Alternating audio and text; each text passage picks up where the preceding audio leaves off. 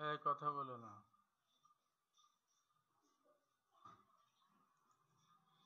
আউযু বিল্লাহি মিনাশ শাইতানির রাজিম। বিসমিল্লাহির রহমানির রহিম। নাহমাদুহু ওয়া নুসাল্লি আলা রাসূলিহিল কারীম। আম্মা বা'দ। আজকে আমাদের আলোচনা হলো আদ-দারসুস সালিস, তৃতীয় পাঠ, কাওয়াইদুল লুগাতিল আরাবিয়া এর তৃতীয় পাঠ হলো আদ-দারসুস সালিস। তৃতীয় পাঠ হলো তারিফুজ জামানে ওয়া আকসামুহু। তারিফুজ জামানে ওয়া আকসামুহু। ঠিক আছে, আমাদের তৃতীয় পাঠের নাম কি? তারিফুজ জামানে ওয়া আকসামুহু। তারিফুজ জামানে ওয়া আকসামুহু। বলো, নাম কি? তারিফুজ জামান ওয়া আকসামুহু। বলো, তারিফুজ জামানে ওয়া আকসামুহু। ঠিক আছে, আমাদের তৃতীয় পাঠ হলো তারিফুজ জামানে ওয়া আকসামুহু। মনে থাকবে? হ্যাঁ, তাহলে আদ-দারসুস সালিস, তৃতীয় পাঠ। এই পাঠের আলোচ্য বিষয় হলো তারিফুজ জামানে ওয়া আকসামুহু। জামানের পরিচয় ও উহার প্রকারভেদ, প্রকারসমূহ। আচ্ছা, নিচের বাক্যগুলোর দিকে লক্ষ্য করো। যেমন আসলামা ওমর ইবনুল খাত্তাবি রাদিয়াল্লাহু তাআলা আনহু।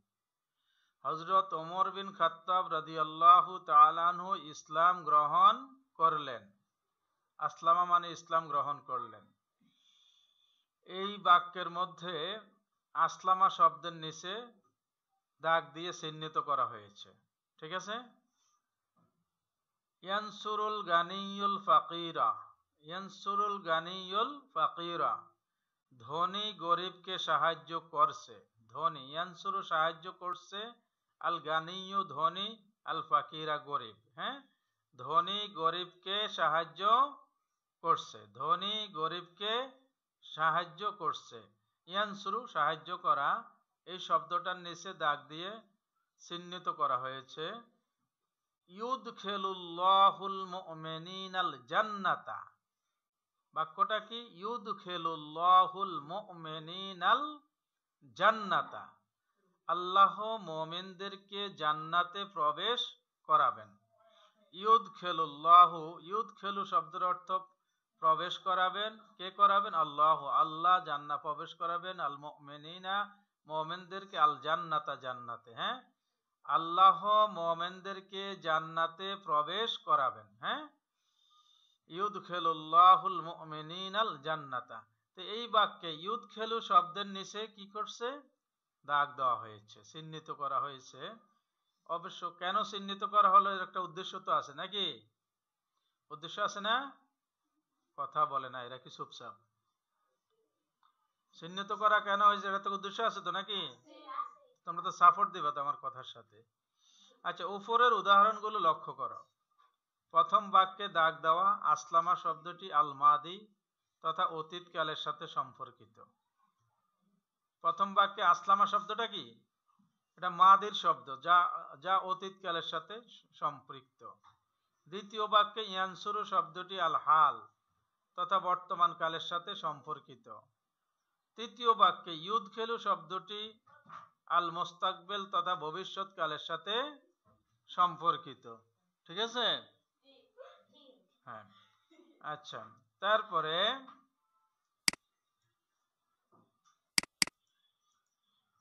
কাওয়াইদ।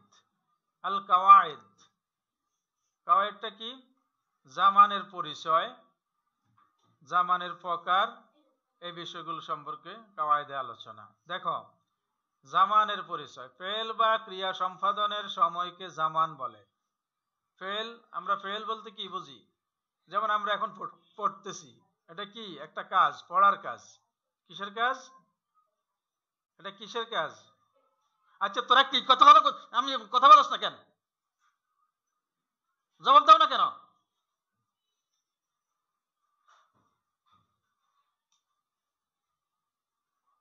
আল কাওয়াইদু, জামানের পরিচয়।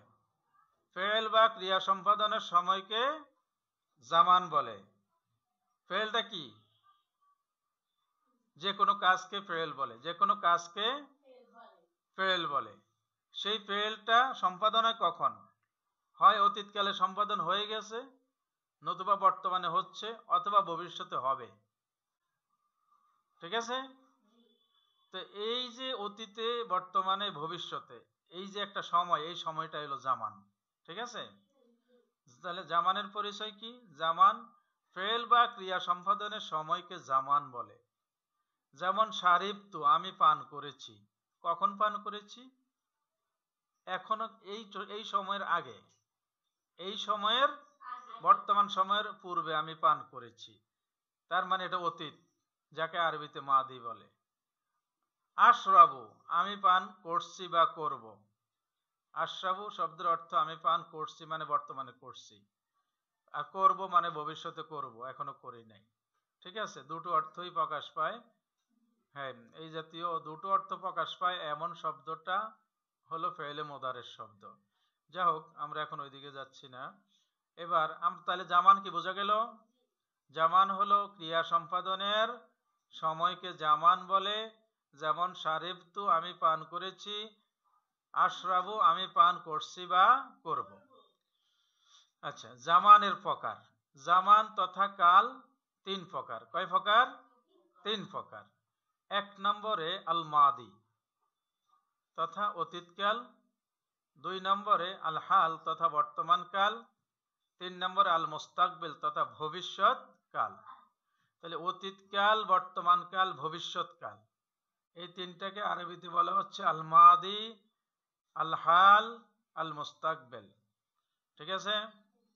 আল মাদি, আল হাল, আল মুস্তাকবিল। আচ্ছা, এক নম্বর আল মাদি। মাদির পরিচয় সম্পর্কে আমরা একটু জানি। যে কাল গত হয়ে গেছে, যে কাল মানে যে সময়টা অতীত হয়ে গেছে, শেষ হয়ে গেছে, তাকে মাদি বলে। হ্যাঁ, যেমন সারিবা, সে পান করলো। নাসারা, সে সাহায্য করলো। সারিবা, সে পান করলো মানে এই সময়ের আগে সে পান করে ফেলছে। নাসারা, সে সাহায্য করলো, এই বর্তমান সময়ের আগে সে সাহায্য করে ফেলেছে। তাহলে মাদি কাকে বলে? তোমরা বলতে পারবা? কাকে বলে বলো তো? করা হয়ে গেছে। হ্যাঁ, আচ্ছা। দুই আল হাল, যে কাল, যে কাল বর্তমানে অতিবাহিত হচ্ছে, যে কালটা বর্তমানে অতিবাহিত হচ্ছে তাকে আল হাল বা বর্তমান কাল বলে। যেমন ইয়াশরাবু, ইয়াশরাবু, সে পান করছে। করছে মানে বর্তমানে করছে, করতেছে। হ্যাঁ, ইয়াদখুলু, সে প্রবেশ করছে বর্তমানে। হ্যাঁ, তাহলে বর্তমানটাকে হাল বলে, বর্তমানটাকে হাল বলে। আল মুস্তাকবিল, যে কাল পরবর্তীতে আসবে তাকে আল মুস্তাকবিল বা ভবিষ্যৎ কাল বলা হয়। যেমন ইয়াশরাবু, সে পান করবে। ইয়াশরাবু, সে পান করবে, তার মানে সে এখনো পান করে নাই, সে পান করবে, ভবিষ্যৎ। হ্যাঁ, ঠিক আছে? তাকে আল মুস্তাকবিল বা ভবিষ্যৎ। ইয়াদরুসু, সে পড়বে। ইয়াদরুসু, সে পড়বে। এরকম আরো অনেক উদাহরণ আমরা দিতে পারি। ইয়াকুলু, সে খাবে। ইয়াজহাবু, সে যাবে। হ্যাঁ, ইয়ানামু, সে ঘুমাবে। অনেক উদাহরণ দেওয়া যায়। তোমরা এগুলো মিজানুস সরফ ভালো করে যখন জানবা তখন বুঝবা। প্রকাশ থাকে যে আরবি ভাষায় হাল ও মুস্তাকবিল উভয় কালের জন্য একই ধরনের সিগা ব্যবহৃত হয়।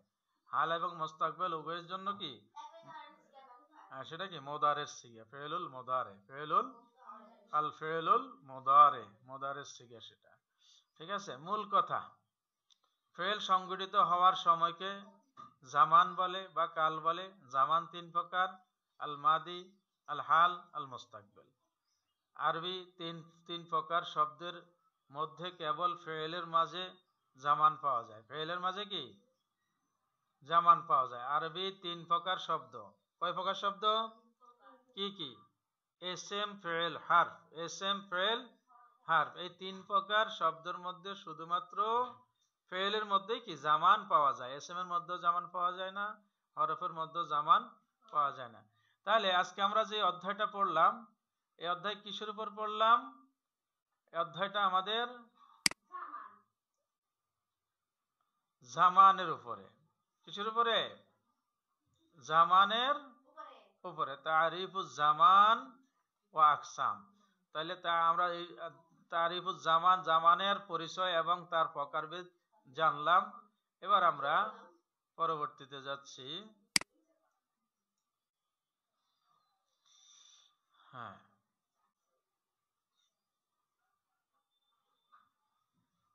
আমাদেরকে অনুশীলনী দেওয়া হয়েছে আর তামরিন। হ্যাঁ, কি 1 নম্বর জামান কাকে বলে উদাহরণ সহ আলোচনা করো, আমরা আলোচনা করেছি।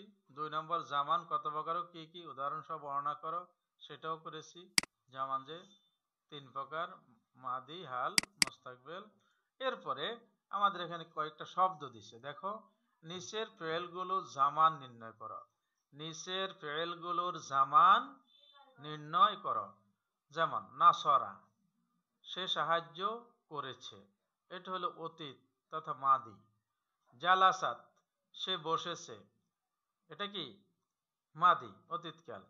জালাস্তম, তোমরা বসেছ, এটাও মাদি তথা অতীতকাল। ফাআলতা, তুমি করেছ, এটাও মাদি তথা অতীতকাল। খাতামা, সে শেষ করেছে, এটাও মাদি তথা অতীতকাল।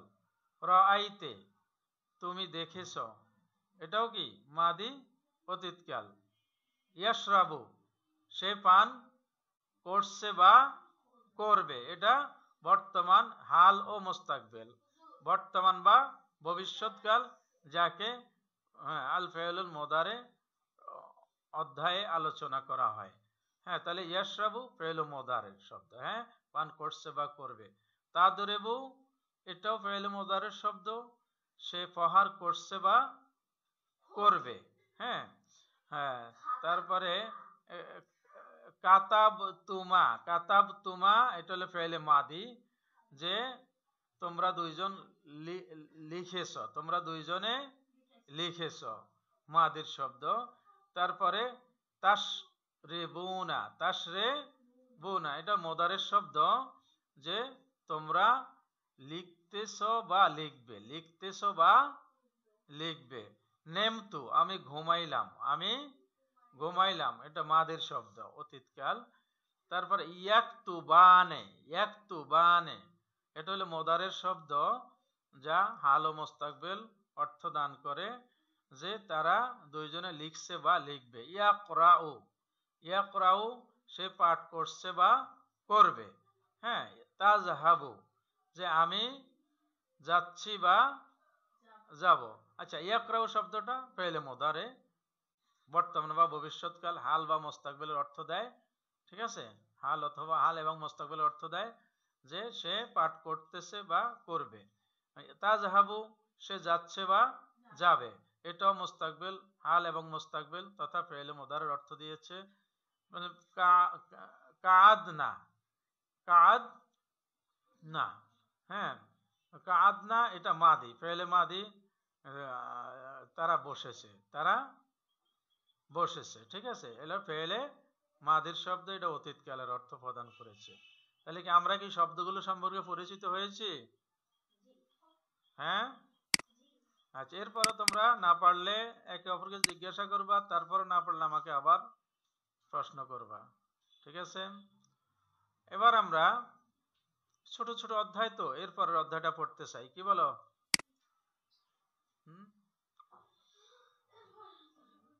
দেখো, আদ-দারসুর রাবে, চতুর্থ পাঠ, আল ফি'লু ওয়া আকসামুহু। আল ফি'লু ওয়া আকসামুহু, ফি'ল ও ওয়ার প্রকারসমূহ। নিচের বাক্যগুলোর প্রতি নজর করো। খাতামাল্লাহু আলা কুলুবিহিম, আল্লাহ তাদের অন্তরে মোহরাঙ্কিত করেছেন। এখানে খাতামা শব্দের নিচে দাগ দেওয়া হয়েছে, চিহ্নিত করা হয়েছে, দাগ দেওয়া হয়েছে। আল্লাহু ইয়ারযুকু মান ইয়াশাউ, আল্লাহ যাকে ইচ্ছা রিজিক দান করেন। এখানে ইয়ারযুকু শব্দের নিচে দাগ দিয়ে চিহ্নিত করা হয়েছে। আকিমুস সালাহ, তোমরা নামাজ কায়েম করো, সালাত কায়েম করো। এখানে আকিমু শব্দ নিচে দাগ দিয়ে চিহ্নিত করা হলো। লা তাকনাতু মির রাহমাতিল্লাহ, লা তাকনাতু মির রাহমাতিল্লাহ, তোমরা আল্লাহর রহমত হতে নিরাশ হইও না। এখানে লা তাকনাতু শব্দের নিচে দাগ দিয়ে চিহ্নিত করা হলো। কেন চিহ্নিত করা হলো আমরা একটু বুঝতে চেষ্টা করি নিচের আলোচনার মাধ্যমে। উপরের উদাহরণগুলোতে লক্ষ্য করলে দেখা যায়, হ্যাঁ, নিচে দাগ দেওয়া প্রতিটি শব্দই আল ফেল, প্রতিটি শব্দই কি ফেল বা ক্রিয়া, কাজ, প্রতিটি শব্দই কি কাজ সংক্রান্ত।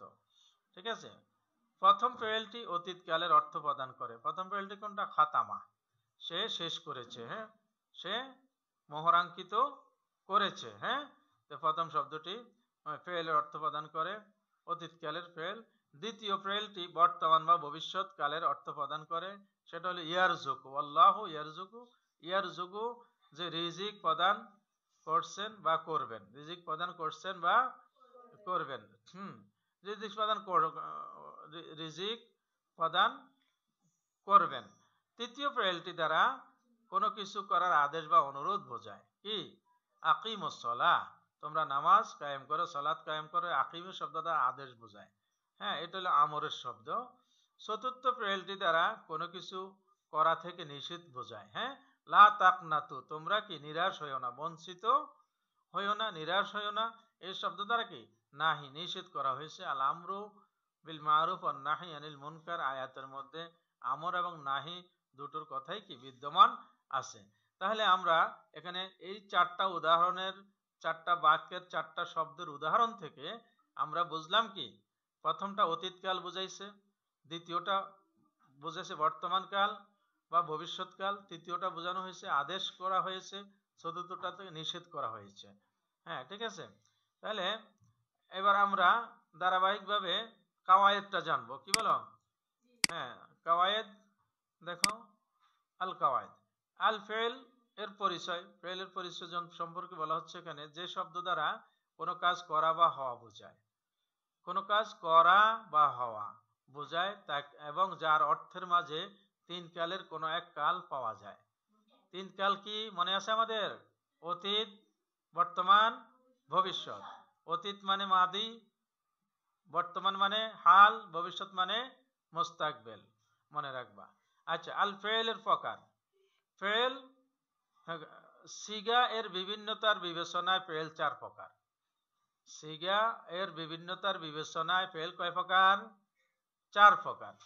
এক নম্বরে আল ফেলুল মাদি, যে ফেল দ্বারা অতীতকালে কোনো কাজ করা বা হওয়া বোঝায় তাকে আল ফেলুল মাদি বা অতীতকালীন ক্রিয়া বলে। যে ফেল দ্বারা অতীতকালে কোনো কাজ করা বা হওয়া বোঝায়, অতীতে, কখন? অতীতে কোনো কাজ করা বা হওয়া বোঝায় তাকে আল ফেলুল মাদি বা অতীতকালীন ক্রিয়া বলে। যেমন সামিআ, সামিআ নু'মানু কালামা শাকিলিন, সামিআ শ্রবণ করেছে বা শুনেছে, নোমান, নোমান কালামা কথা, শাকিলিন শাকিলের, নোমান শাকিলের কথা শুনেছে, নোমান শাকিলের কথা শুনেছে। এই শোনার কাজটা কি হয়ে গেছে নাকি? শুনেছে, অতীত মাদি। তারপরে দুই নাম্বার আল ফেলুল মুদারে, আল ফেলুল মুদারে, যে ফেল দ্বারা বর্তমান বা ভবিষ্যৎকালে কোনো কাজ করা বা হওয়া বোঝায় তাকে আল ফেলুল মুদারে বা ভবিষ্যৎকালীন ক্রিয়া বলে। মানে বর্তমানে কোনো কাজ হচ্ছে অথবা ভবিষ্যতে হবে, বর্তমানে হইতেছে অথবা কি ভবিষ্যতে হবে, এমন যদি বোঝায় তাকে আল ফেলুল মুদারে বা ভবিষ্যৎকালীন, বর্তমান বা ভবিষ্যৎকালীন ক্রিয়া বলা হয়। ঠিক আছে, যেমন ইউনশেদু ওবায়দুন নাশিদাতান ইসলামিয়াতান, ইউনশেদু ওবায়দুন নাশিদাতান ইসলামিয়াতান, ওবায়েদ ইসলামী সঙ্গীত গাচ্ছে বা গাইবে। দুটো অর্থই প্রকাশ পেয়েছে, গাচ্ছে মানে বর্তমানে, আর গাইবে মানে ভবিষ্যতে গাইবে। তাহলে ইউনশেদু গাচ্ছে বা গাইবে, ওবায়দুন ওবায়দ, নাশিদাতান ইসলামিয়াতান ইসলামী সঙ্গীত। আচ্ছা, তিন নম্বর ফেলুল আমরে। তিন নম্বরে কি? ফেলুল আমরে। তিন নম্বরে ফেলুল এই এক থাপ্পড় মারবো, আমি পড়াইছি রেকর্ড হচ্ছে না।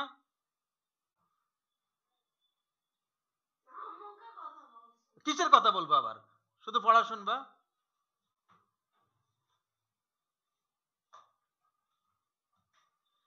একটাও ডিলিট করতে না, সব ছাড়া দেবো, রেকর্ড থাকবে, তখন বুঝবি মজা ভবিষ্যতে। 3 নম্বর ফেলুল আমরে, যে ফেল দ্বারা কোনো কাজ করার আদেশ বা অনুরোধ করা বোঝায় তাকে ফেলুল আমরে বা আদেশ সূচক ক্রিয়া বলে। যে ফেল দ্বারা কি বোঝায়, কোনো কাজ করার আদেশ বা অনুরোধ বোঝায় তাকে ফেলুল আমরে বলে। আদেশ সূচক ক্রিয়া, অনুরোধ সূচক ক্রিয়া, ঠিক আছে। আদেশ বলো আর অনুরোধ বলো, এগুলা সবটাই ফেলুল আমর। হ্যাঁ, যেমন উশকুরিল মুহসেনা ইয়া শাহিদু, শহীদ উপকারের কৃতজ্ঞতা প্রকাশ করো। শহীদকে বলতেছে হে শহীদ উপকারের কৃতজ্ঞতা প্রকাশ করো। উশকুর কৃতজ্ঞতা প্রকাশ করো মানে আমর, নির্দেশ করছে। মুহসেনা মানে উপকারীর। ইয়া শাহিদু হে শাহিদ, হে শহীদ উপকারের কৃতজ্ঞতা প্রকাশ করো। এই বাক্যে উশকুর শব্দটা কি, ফেলুল আমর। 4 নম্বর ফেলুন নাহিয়ে, ফেলুন নাহিয়ে যে ফেল দ্বারা কোনো কিছু করা থেকে নিষেধ করা বোঝায়। যে ফেল দ্বারা কোনো কিছু করা থেকে নিষেধ করা বোঝায়, করতে নিষেধ করে, না করার জন্য বলে, তাকে ফেলুন নাহি বলে। যেমন লা তুফসিদু ফিল আরদে, লা তুফসিদু ফিল আরদে, তোমরা জমিনে বিপর্যয় সৃষ্টি করো না। লা তুফসিদু নিষেধ করা হয়েছে এই শব্দ দ্বারা, তোমরা বিপর্যয় সৃষ্টি করো না ফিল আরদে জমিনের মধ্যে। এই বাক্যের মধ্যে লা তুফসিদু শব্দটা ফেলুন নাহি।